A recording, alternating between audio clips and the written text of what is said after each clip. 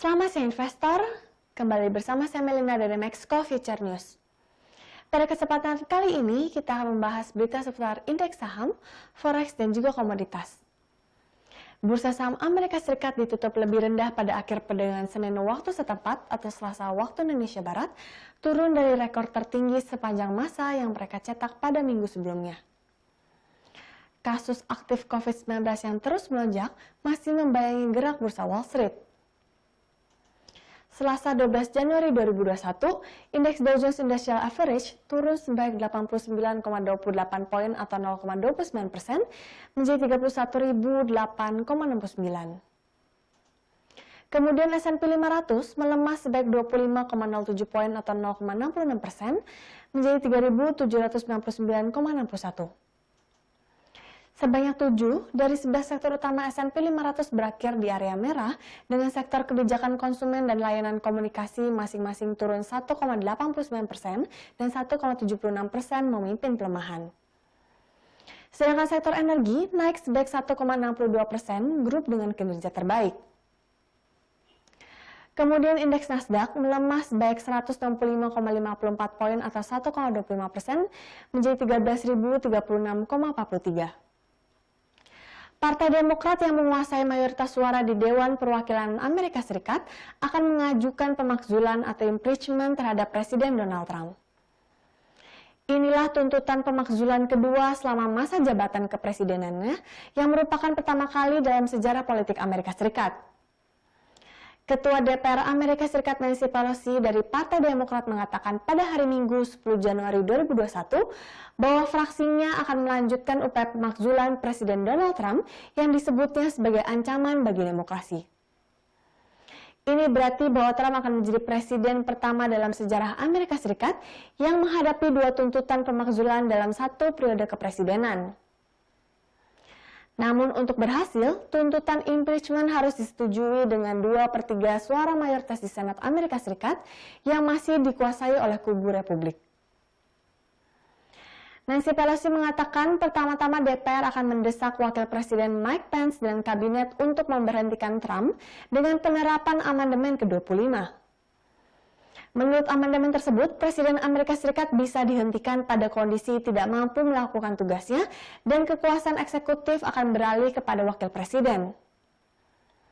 Untuk itu, Wakil Presiden dan anggota Kabinet harus membuat pernyataan bersama tentang pencabutan mandat Presiden.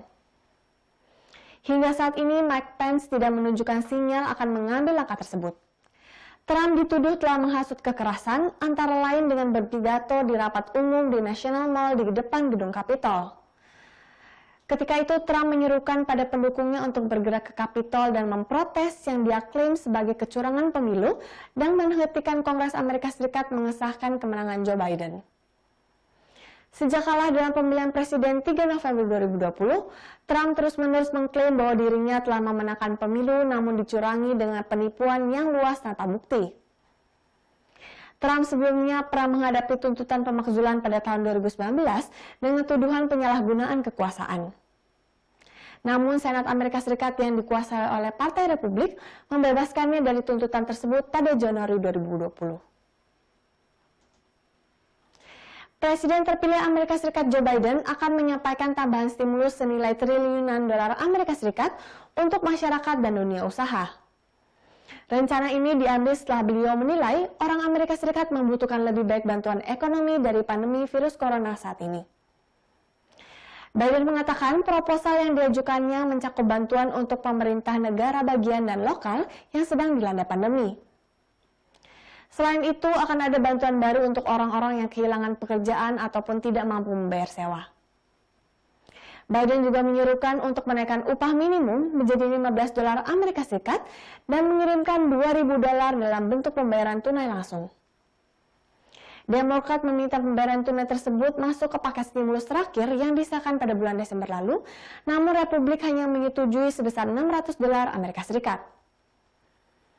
Biden menyebutkan program-program stimulus akan disampaikan lebih lanjut pada hari Kamis depan 14 Januari.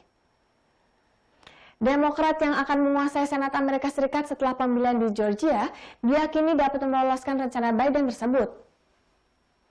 Tetapi di akhir sesi, S&P sedikit turun dari puncaknya, menyusul laporan bahwa Senator Demokrat Amerika Serikat Joe Manchin menentang pemeriksaan langsung yang lebih besar sebelumnya menangani pandemi virus corona. Pernyataan tersebut meresahkan investor yang mengharapkan pembayaran stimulus lebih lanjut. Beralih ke berita komoditas, harga emas Brasil naik pada akhir perdagangan Senin 12 Januari 2021 waktu setempat atau Selasa pagi waktu Indonesia Barat di tengah melemahnya pasar saham Amerika Serikat. Akhir pekan lalu emas turun lebih dari 4%. Namun kenaikan logam mulia ini dibatasi oleh penguatan dolar dan kenaikan imbal hasil obligasi Amerika Serikat. Kontrak emas paling aktif untuk pengiriman Februari di divisi COMEX New York Metal Exchange muat 15,4 dolar Amerika Serikat atau 0,84%, ditutup pada 1.850,80 dolar per troy ounce.